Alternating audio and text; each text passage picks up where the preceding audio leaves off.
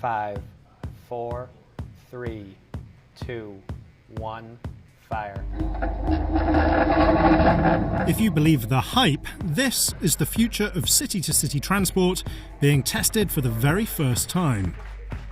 It hits 70 miles an hour, whisking through 500 feet of a 1,600-foot-long steel tube.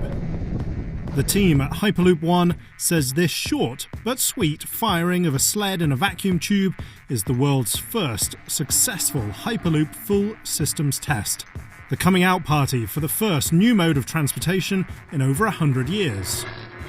Now that's a bit hyperbolic. They're forgetting perhaps about orbital rockets, practical helicopters and even hoverboards.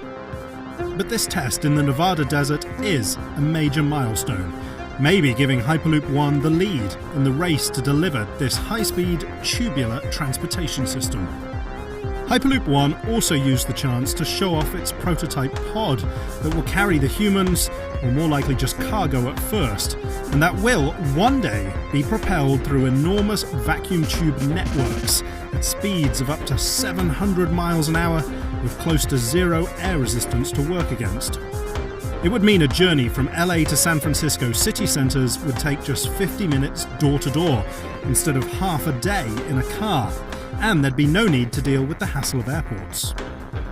HyperLoop One didn't stick its new pod in its tube yet, but instead it used a magnetically levitated sled, which it compares to a stripped-down racing car, for this first chance to show all the engineering systems working together.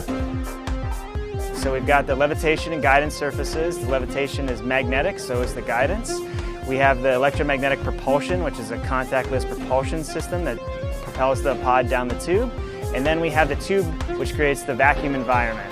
And that allows the pod to fly down the tube with very little drag. The Hyperloop is another one of Elon Musk's ideas, but one that he decided he didn't have the time to work on himself. Probably smart. Instead, groups around the world are racing to make his concept a reality.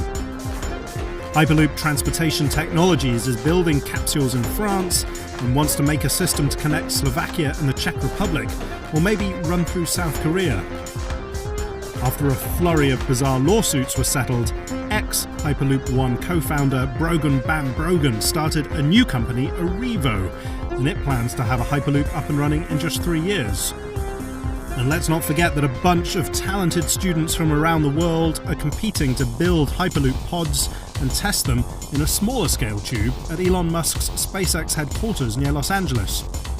Hyperloop One will build its initial operational system in Dubai, the emirate that likes to be first with anything new and shiny. But it may just have the vision and the massive amounts of money that it's going to take to get this new form of transport up and running for real.